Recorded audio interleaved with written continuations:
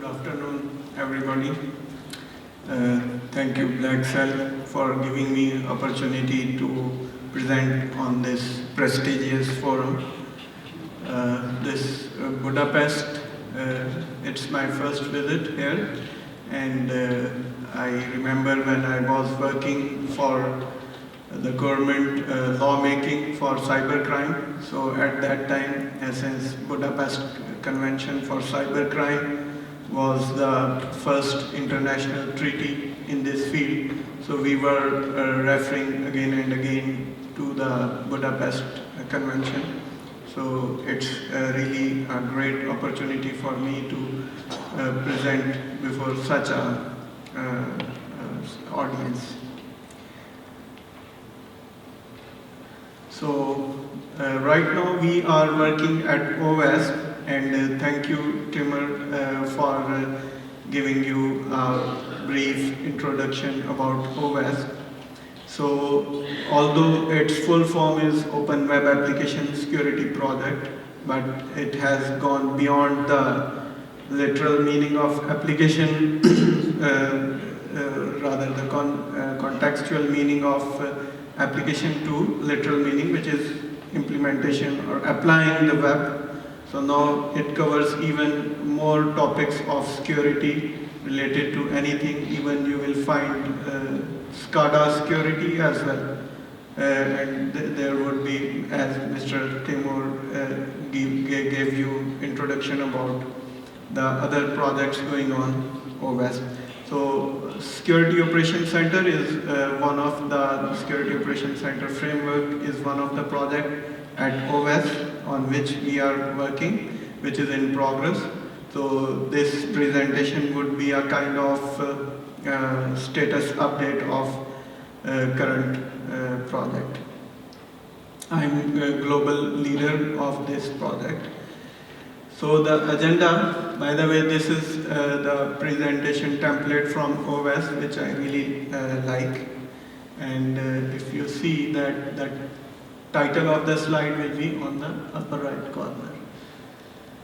So the agenda for this presentation will look into the models and strategies of SOCs, different processes, and we are also working on people and skills which are required in the SOC.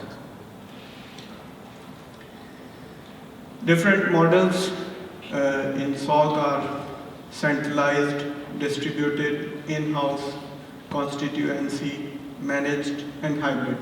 And we'll look into these the details of different models and strategies.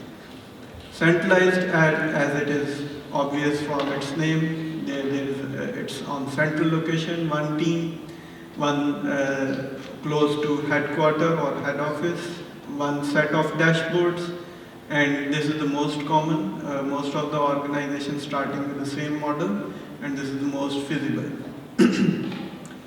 In distributed, there can be multiple teams, may have multiple sets of dashboards. Maybe the small team will be sitting centrally or in the SOC, and the rest of the team, which may be related to different areas, would be sitting in different SOCs. And what are the benefits of this model? That we can follow the sun approach, and this is the best strategy for global organization, because you don't need to have shifts for 24/7. Maybe one office in Australia can work as a first shift, second office in Middle East maybe work for the second shift, and third office maybe in Europe or North America can work for the third shift, and so on.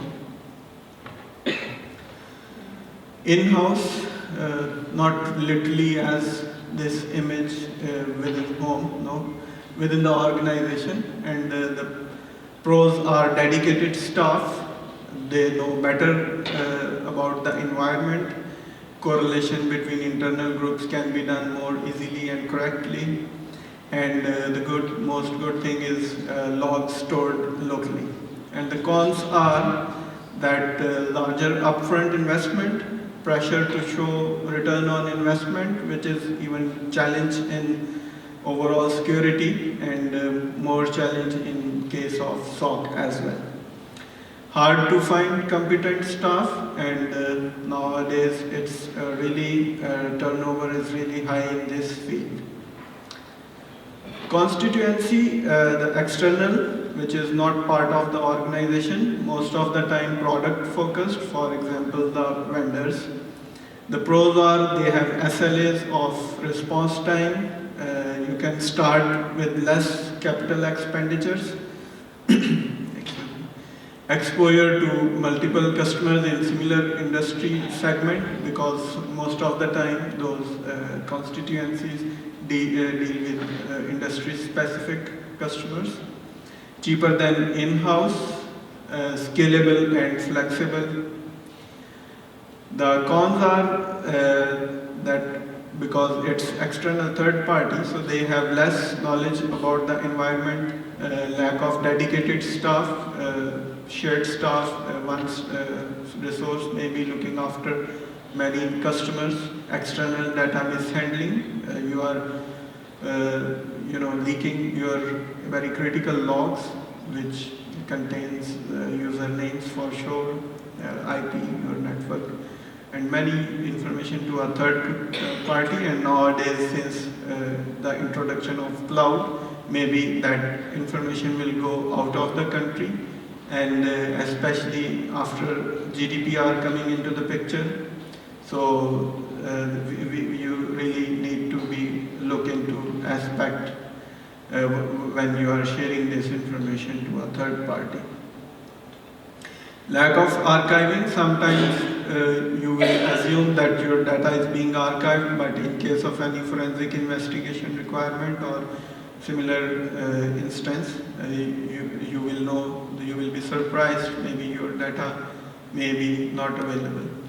Off-premises log, lack of customization, you want to build new rules, but this is not very much entertained sometimes. So these are the different aspects you need to consider when you are going to build a SOC. Active access on security appliances as well. This is about managed SOC. The difference between the last model which we have discussed and the managed one is that here the external third party has access right or modified access on your security appliances as well, so that they can take action in case of any attack or incident. Pros, again, quick start with less capex, reduced staff requirement, including for managing security appliances as well. So now, for example, your NOC or the staff who is managing your appliances can be reduced as well, because you have given the access to external third party to use your to modify your appliances as well. The cons again, in addition to the outsourced SOC, the less environment knowledge, again as we discussed earlier. Previously we discussed external database handling, but now add one more thing is external device mishandling as well, and again lack of archiving. So these you would be looking at these SOCs nowadays. If I recall my childhood, maybe 20 or 30 years back, we were looking at these kind of command and control centers or SOCs in Hollywood movies when some aliens have attacked the world, and these heroes sitting along with President of United States is going to protect the whole world from aliens. But now these kind of SOCs you would see almost every large enterprise. So nowadays, such a nice world. that nowadays we are going to protect our organization not from aliens through these kind of SOCs, but from we kind of people. But still, it's an opportunity and good news for us as well that our jobs, all those who are sitting in this auditorium, their jobs are secure. So the hybrid model, high level, there is a high level centralized SOC, and then there are focused distributed SOCs. And pros are obviously sufficient visibility across the environment, quickest detection and response time, reduced backlog, intelligence sharing among different distributed SOCs, and cons are that most costly. And again, if you are involving a third party, so all the disadvantages, if sometimes it happens that the central SOC is outsourced to a third party and distributed SOCs are being managed in-house. So in this case, again, all disadvantages of third party, you will look into it. Then comes this authority within the model, that what level of authority a SOC team will have. So the one situation can be no authority for all decisions. You need to take approval from CIO, CTOs, or different C-level executives. Then shared authority, maybe one of the vote is, one of the decision-making vote is from SOC. And full authority, that any decision can be made by the SOC chief.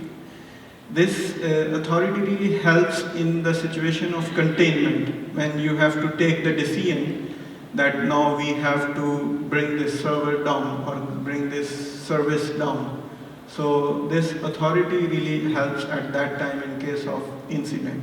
So obviously for these situations you should have pre-arrangements, and then one of the utilization of authority can be reactive in case of some incident happens and you are using that authority to bring some service or server down, and which is as compared to less beneficial. Obviously reactive mode is not a really good approach in security. Proactive is that, for example, an emergency patch or advisory has been released from any cert, national cert. So in this case, you have to deploy the patch. And as you know that recently for smelter and meltdown patches, yesterday Intel has released the advisory to stop users don't deploy their released patch because it is creating some problems in the reboots of the systems. So this is really a tricky situation. You are utilizing your authority to protect the environment by pushing the emergency patches, and it is sometimes backfiring. So after the models and strategies, the processes, these are some processes which we are looking into it in this framework. The identification, the correlation, aggregation, retention, intelligence, scanning, monitoring, alerting, incident management, communication, optimization, tuning and maintenance, and metrics. So we'll look into these processes quickly. So identification, what, where, how much. So we'll have to look into all layers of our environment, starting from the very basic data, then the database, programs, applications, platforms, including operating system, network, points, endpoints, physical, process, people, parameter.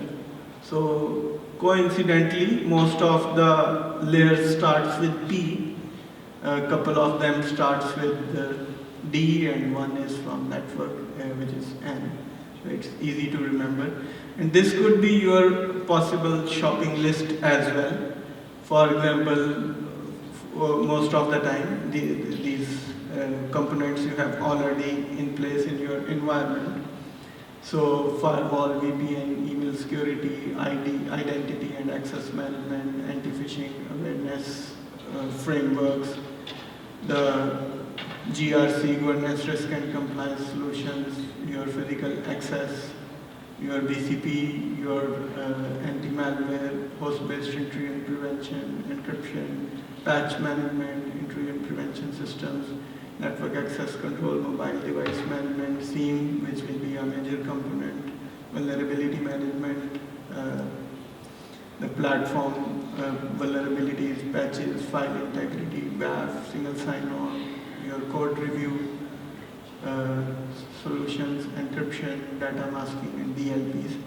So logs and events and information should have been collected from all these layers. So you can take help from your asset management, and then you have to make an asset profile based on the risk, that which asset may have bigger impact and having more risks.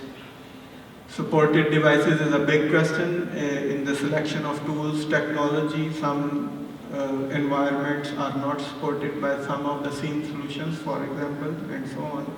And here you will decide a major decision, you will take a major decision about the licenses, because based on this, your environment, the components you are bringing into the picture of SOC, you will look into the events per second, how many events per second will be generated from your environment, what will be the capacity and trend moving forward. And different solutions has different licensing models. Some are based on EPS, some are based on bandwidth of the data. For example, 1 GB events per day, something like that. And some tools are based on the storage, 1 TB or things like that. The next important process is correlation. The prime objective here should be kept in mind is that we have to track the incident. So for that, obviously timestamp of the event is important.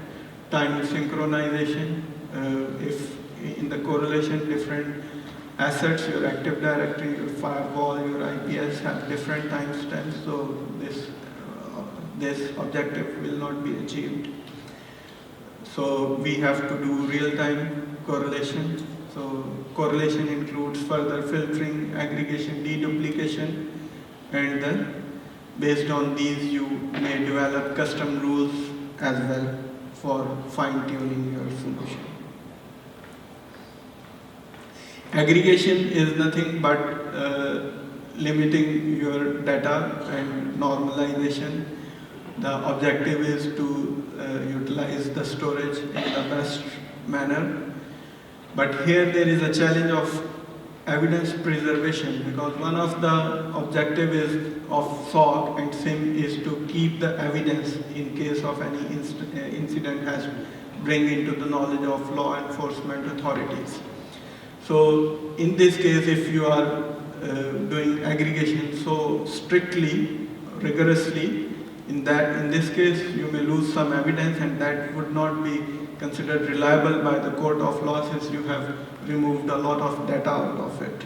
So here you have to find a trade-off between, you will have to optimize the level of aggregation.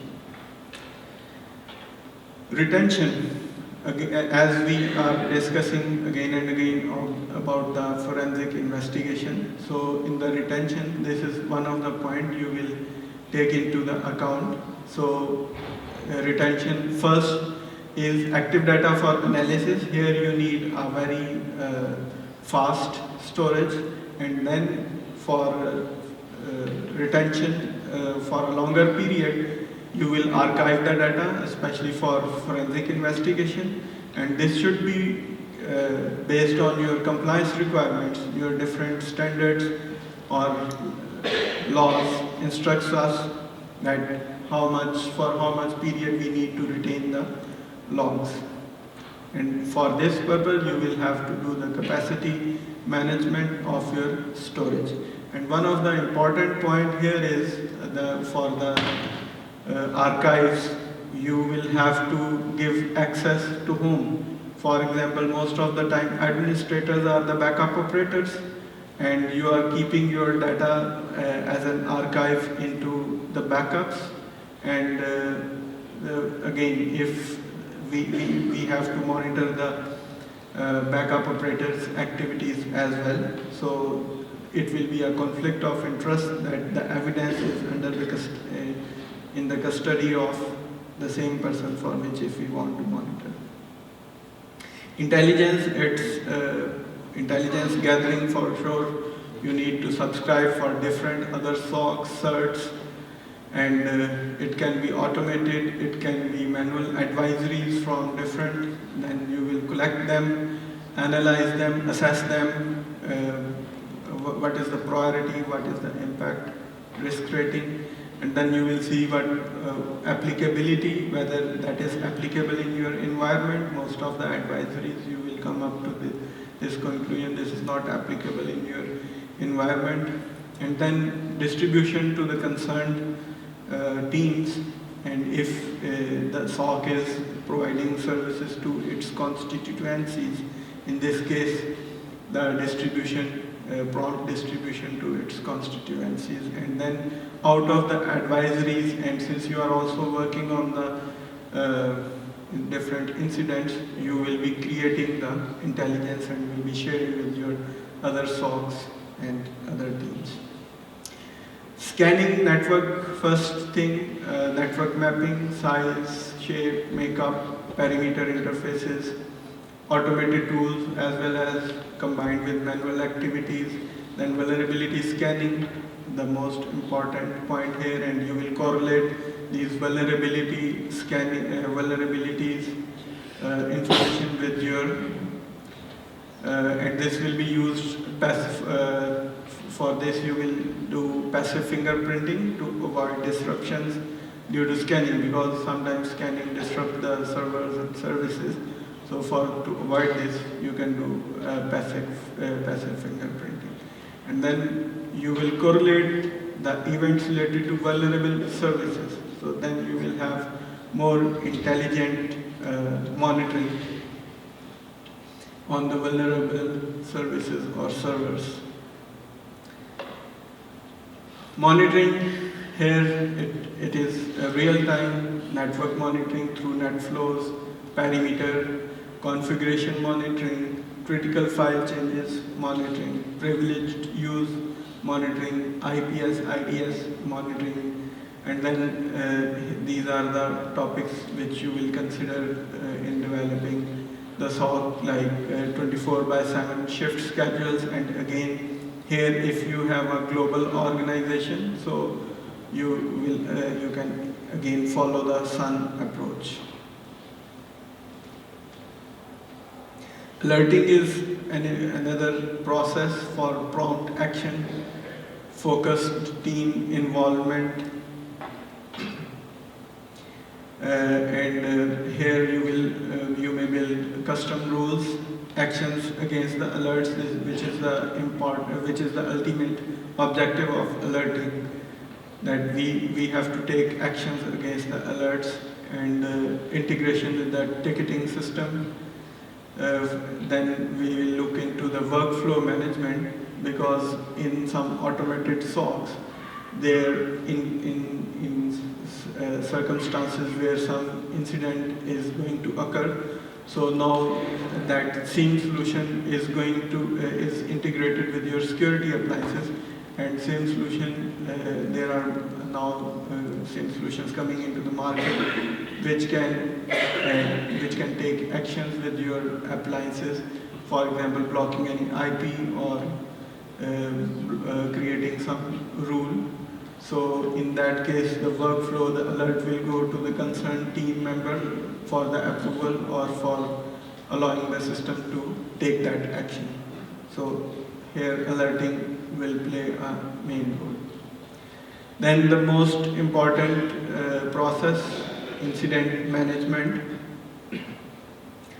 So these are the sub-processes under the incident management, like detection, analysis, prioritization, response, containment, eradication, recovery, forensic investigation, and learning from the incidents. So in the detection, we'll see what, where, how much, and this detection may be from any of our devices, IDS, IPS, SIEM, the log management tools, antivirus, firewalls. And detection can be signature based as well as anomaly detection. And once something has been detected, so analysis has to be done who, what, when, where, and why of an intrusion. And one of the most important points to be considered here is that it must be time constrained analysis, because the output of the analysis is to recommend for further action. So people are waiting to take the action in case of any incident or cyber attack. So we cannot wait, keep them waiting for a long time while analyzing. So the objective here should be how to limit the damage, how to recover, and during the analysis, we can perform malware inspection by malware implant or reversing or reverse engineering, and this can be decompilation and reviewing the static code, or it can be through detonation, which is running the malware in a test environment. Then prioritization based on the impact. During the analysis, we have seen that what could be the possible impact of any incident. And in the prioritization, we can have some levels. Incident, for example, level 1, 2, 3. Incidents that could cause significant harm, compromise of unauthorized access to non-critical systems or information. Or level 3 can be situation that can be contained and resolved by the information system custodian, data process owner, or HR personnel.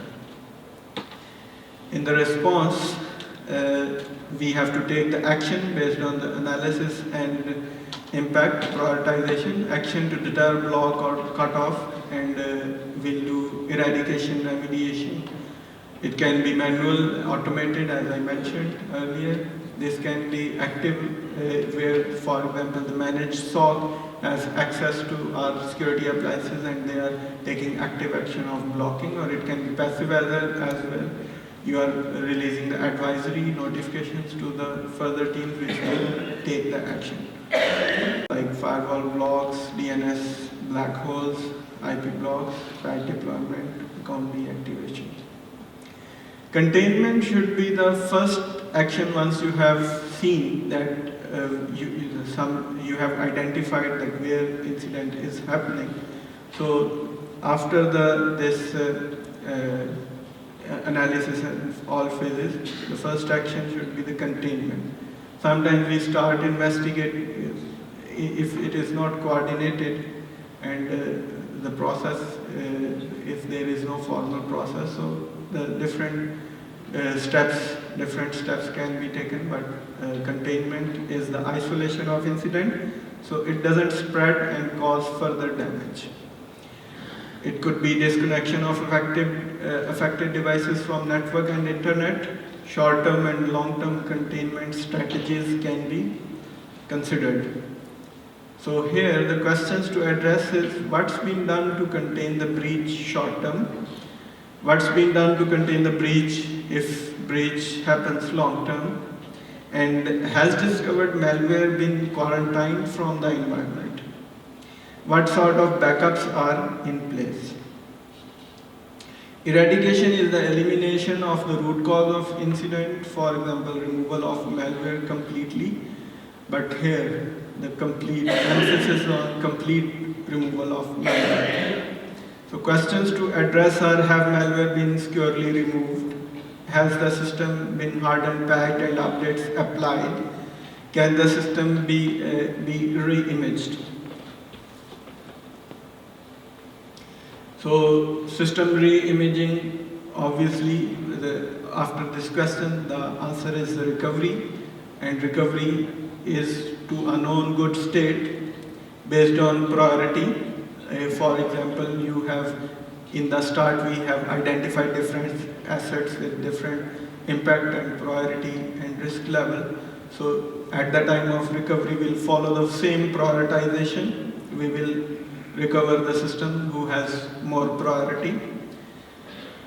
But here, before recovering and re-imaging the system, one of the important aspects we should not forget is the need of evidence preservation. If you are going to recover a system which has evidence of the incident, so in case of excuse me, in case of law enforcement demand of the evidence, we would not be able to provide the re-imaged storage media. So in this case, our business continuity and disaster recovery plan will be modified accordingly, in which we have, before the recovery, we will properly taking the image for forensic chain of custody to maintain this chain of custody. Questions to address here: when systems can be returned to production, our RTO, RPO, have systems been patched, hardened and tested? Can system be restored from a trusted backup? Maybe the incident happened before the last backup, so restoring a backup may bring the malware again. How long will the affected system be monitored, and what will you look for when monitoring?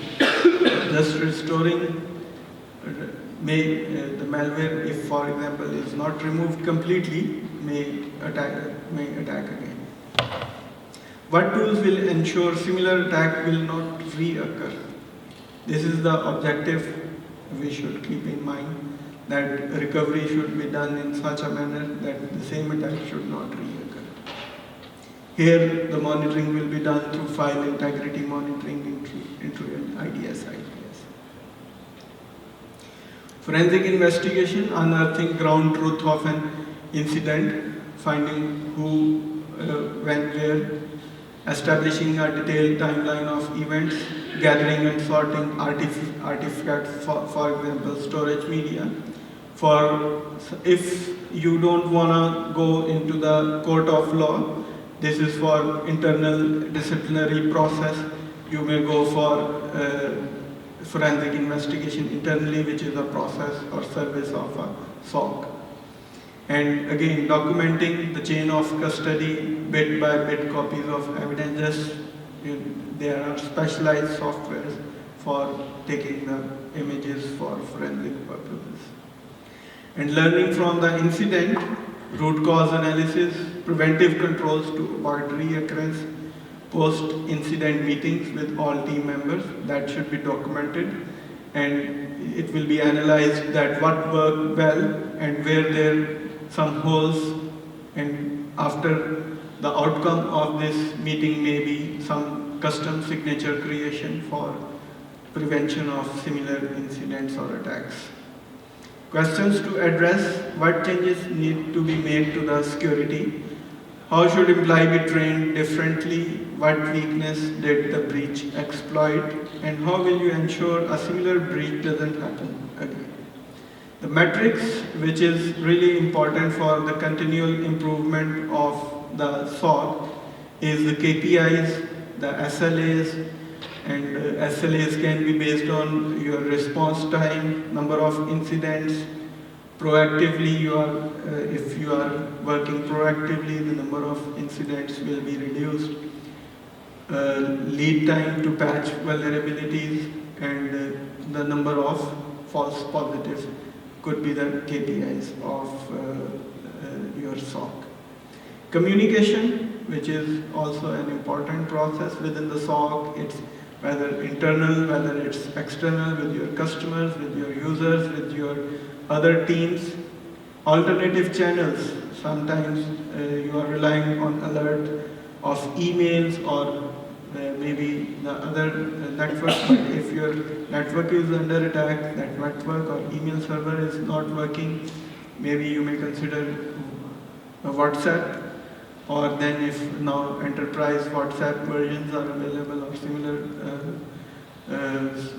communication applications are available, and then even if those are not working, SMS, if your network is down or if it's a major breach at your telecom level, or your Wi-Fi or your network is not working. So you need to consider all alternative channels considering a worst case scenario. Then a SOC may have different channels. It can have a call center, email messages, phone calls, walk-in reports, SOC website. So the objective is to get the cyber tip feeds from other SOCs as well as from your customers. SOC cannot afford to miss any tips. So your communication management should be in such a manner that there shouldn't be any missed tip. And last but not the least is the post-incident communication within the communication. So after the processes which we have discussed, we are working on people and skills, and the points to be considered here is the segregation of duties, the administrators who are working on the devices. Again, we have to monitor their activities as well, and one of the compliance requirement is the privileged ID usage. So the segregation of duties, they should not have access to the modified logs data. Then the artificial intelligence, since we are nowadays talking a lot about artificial intelligence, and the cyber criminals are also using artificial intelligence again for cyber attacks. So this is not an option in defending the environment. So still SOC needs people and skillful people. The examples of the trainings we are planning, we are working, are the SOC analyst training, incident handler training, SOC expert, and SOC manager. So that's it. Any questions? Let me check. Anyone has sent me the question?